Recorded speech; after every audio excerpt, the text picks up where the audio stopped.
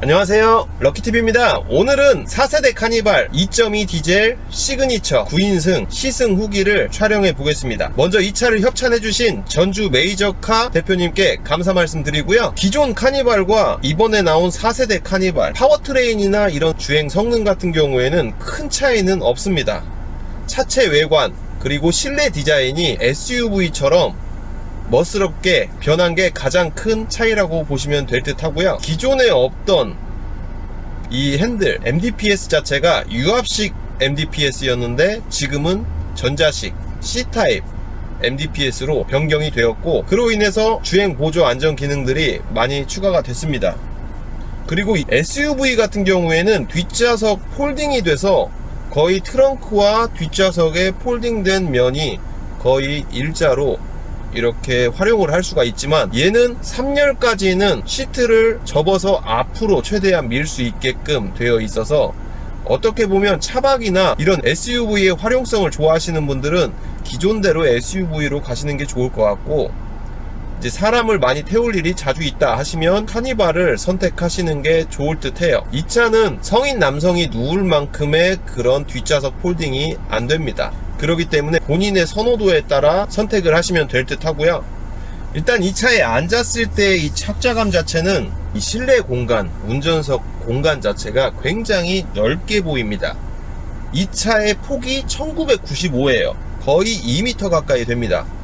굉장히 넓은 느낌이 들고, 전면 윈드실드와 그 운전석과의 거리 또한 꽤 되기 때문에 이 실내 공간은 굉장히 여유롭게 보입니다. 그리고 공족이나 기어박스 이런 디자인 자체도 소렌토와 거의 비슷한 위치에 구성을 하고 있어요. 이 시트의 크기도 크고 쿠션감은 처음에 딱 앉았을 때는 약간 단단한 느낌이 드는데 어느 정도 타고 다니면 크게 불편함 없는 그런 시트의 각도나 쿠션감, 전 개인적인 기준으로는 나쁘지 않다고 봅니다. 제가 최근에 탔던 소렌토와 그 시야, 높이도 거의 비슷하다고 볼 수 있고요. 공조기 위치나 여러가지로 손을 뻗으면 다 닿을 수 있는 공간에 위치해 있고, 그렇다고 이 앞에 대시보드 쪽이 이렇게 운전자에게 가까이 오는 게 아니기 때문에 편의성도 좋고 넓게 느껴지는 장점이 있어요. 그리고 사각지대를 최소화하기 위해 사이드미러 옆에 공간도 글래스로 이렇게 마감을 해놔서 시야 확보에도 큰 도움이 되고요. 전체적인 착자감은 개인적인 기준으로는 만족할 만한 수준이라고 봅니다. 출발을 해보겠습니다. 진동과 소음을 보자면 얘는 지금 신차 컨디션이에요. 지금 현재 주행거리가 200km가 조금 덜 됐습니다. 정차 시에나 주행 중에 진동은 크게 느껴지질 않아요. 거의 소렌토와 비슷한 수준인 것 같은데, 이 소음 자체가 이 디젤음이 어느 정도는 들립니다. 요즘에는 디젤 차이면서도 조용한 차들이 많이 나왔기 때문에 이 소비자들의 눈높이도 많이 높아졌어요. 예전 디젤차와 비교를 하면 굉장히 조용한 수준이지만, 지금 소비자들이 봤을 때는 디젤 엔진의 소음이 거슬리는 분들도 있을 것 같긴 합니다. 그리고 또 얘 같은 경우에는 시그니처 등급이라 앞유리, 윈드실드와 앞 도어까지는 이중접합 차음 유리가 적용됐어요. 밖에서 들어오는 소리도 잘 차단이 되어서 조금 더 조용한 환경에서 엔진음이 확실히 들리긴 합니다. 저는 어떻게 보면 이 차를 타보고 시승을 해본 느낌을 말로 전달하는 그런 시승 후기 위주이기 때문에 틀릴 수도 있지만, 격벽에서 엔진음이 완전하게 차단이 안 되고 살짝 갈갈거리는 소리가 들리기도 해요. 에어컨을 완전히 꺼버리면 이렇게 소리가 좀 들립니다. 요건 제가 봤을 때는 에어컨을 튼다든지 히터를 틀었을 때는 아주 집중해야 들릴 수 있는 그런 엔진음이라 눈높이가 아주 높은 그런 분들에게는 불만이 되겠지만은 일반적인 저희 운전자들에게는 큰 불편함은 없을 듯 하고요. 진동 같은 경우는 미세하게 있지만 전체적으로 뭐 진동과 소음은 괜찮다고 봅니다. 그리고 이제 시내 주행 승차감을 보시면은 얘는 235, 55, 19인치 휠 타이어를 끼고 있어요. 고속 주행 안정성에서는 약간 만족하지 못할 수도 있겠지만은 이 시내 주행했을 때 이 부드러운 승차감은 매끄럽게 느껴집니다. 차체 무게가 있기 때문에 이 방지턱을 조금 빠른 속도로 지나갈 때는 약간 그런 출렁거림을 느낄 수도 있어요. 가족들이 주로 타고 다니는 그런 차인데, 단단한 승차감보다는 이런 부드러운 승차감을 좋아하는 분들이 대부분이라 고속주행 안정성에 초점을 맞추는 것보다는 편안한 승차감 위주의 세팅이 저도 옳다고 봐요. 장단점들이 있어요. 그 차의 성격에 맞게 세팅을 하는 게 저는 제일 좋은 세팅이라고 봅니다. 그리고 조향감을 보자면 얘가 지금 유압식에서 C타입 MDPS로 바뀌었어요. 조향 감각, 정확도가 R타입보다는 떨어지지만 전체적으로 세팅을 잘 해놨어요. 제 기준의 욕심으로 보면 이런 차고가 높은 차들일수록 안정감에 조금 도움이 되고자 R타입 MDPS가 장착이 되면 훨씬 더 좋았지 않았을까 라는 생각도 들긴 하는데, 비용 때문이겠죠. 아무튼 지금 제가 현재 운전해본 이 카니발의 조향감 자체는 나쁘지도 좋지도 않고 무난합니다. 그리고 스포츠 모드를 놓으면 핸들이 살짝 무거워지긴 해요. 그거는 운전자가 체감할 수 있을 정도의 차이가 있고요. 전체적인 조향감은 무난합니다.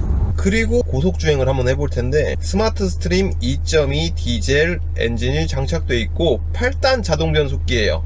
개인적인 기준은 DCT 미션보다는 얘가 나은 것 같고요. 그리고 차의 출력은 202마력의 45토크예요. 이 차 무게가 2100kg 가량 됩니다.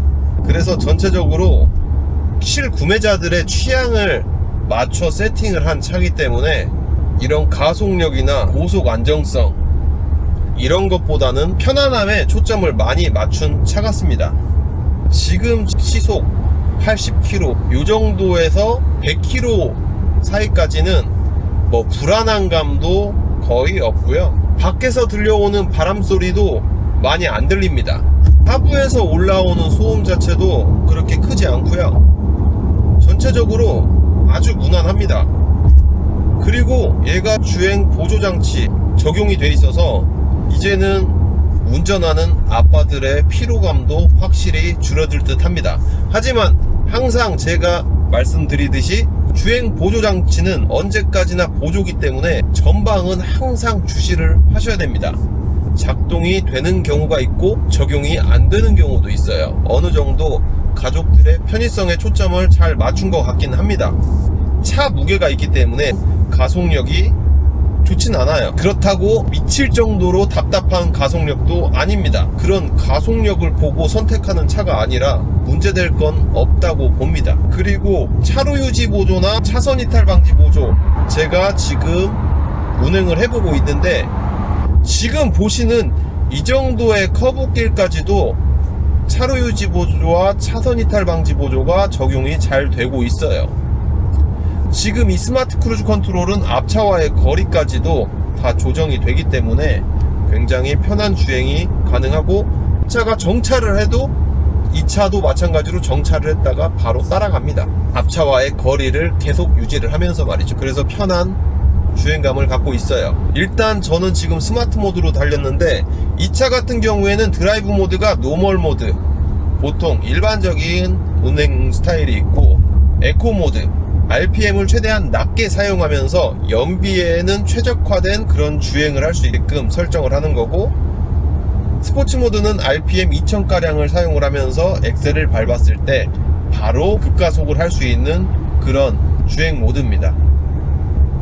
그리고 이제 스마트 모드, 이 스마트 모드는 이 차가 주행하는 환경에 맞춰서 똑똑하게 반응을 하는 모드예요. 동력이 많이 필요 없을 때는 RPM을 낮게 써서 에코 모드와 비슷한 주행 모드를 하고, 그리고 오르막길이나 엔진 힘이 어느 정도 필요할 때는 스포츠 모드를 사용하는, 그때그때 상황별로 맞춰서 주행할 수 있게끔 하는 게 스마트 모드예요. 그래서 이 네 가지 주행 모드가 있고요. 전체적으로 제가 고속 주행을 해봤는데 진동, 소음 이런 것들, 하부 언더에서 나는 소음이나 이런 것들이 뭐 크게 느껴지진 않은데, 그 RPM을 높게 썼을 때 그 엔진음 자체가 살짝 들리긴 해요. 제가 전문가가 아니라 틀릴 수도 있지만 격벽에서 약간 조금만 더 그 엔진음을 실내 쪽으로 들어오지 못하게 차단을 했으면 좀 더 좋았지 않았을까 하는 아쉬움은 살짝 있어요. 제 연비를 보시면 지금 15.1km 평균 연비가 나왔어요. 이게 지금 시내와 고속, 시내가 한 4 정도 되고 고속이 한 6 정도 됐을 때 그 연비고, 이 정도의 연비면 저는 괜찮다고 보고요. 오늘 시승 후기 마무리를 하자면 이 차가 9인승이에요. 가족들을 태우고 여행 갈 때 얼만큼 편하게 갈 수 있는지 그런 부분에 초점을 둔 느낌을 말씀드리자면, 전체적으로 실내 공간이나 수납 공간 그리고 안전 사양들도 굉장히 좋아졌습니다. 가속감 이런 것들은 무난하게 타고 다닐 수가 있는 그런 출력을 갖고 있었고, 승차감 또한 전체적으로 부드러운 승차감들을 대다수의 사람들이 좋아할 거라 생각한 세팅이었어요. 그래서 승차감도 편안하고 부드럽고, 시내 주행에서도 마찬가지고 고속 주행에서도 부드러움을 유지하되 그렇게 불안한 또 승차감도 아니었어요. 물론 이제 140, 150 넘어가면 당연히 불안하겠죠. 이 차가 스포츠카가 아니기 때문에. 전체적인 느낌은 다 좋았고요. 연비도 나쁘지 않았어요. 그래서 괜찮다고 보는데, 굳이 단점, 예를 들어서 좀 이게 있었다 하면 더 좋았을 것 같다 라는 느낌을 보자면, R타입 MDPS가 있어서 안정감을 좀 더 좋게 했으면 더 좋지 않았을까 하는 부분과, 그리고 이 뒷좌석 3열 시트와 4열 시트, 4열 시트는 밑으로 내려가요. 이 차체에 밑으로 내려가기 때문에 이 공간 활용이 되지만, 3열까지도 제가 봤을 때는 그런 식으로 했다면 훨씬 더 좋은 활용성을 보이지 않았을까 하는 그런 아쉬움이 살짝 듭니다.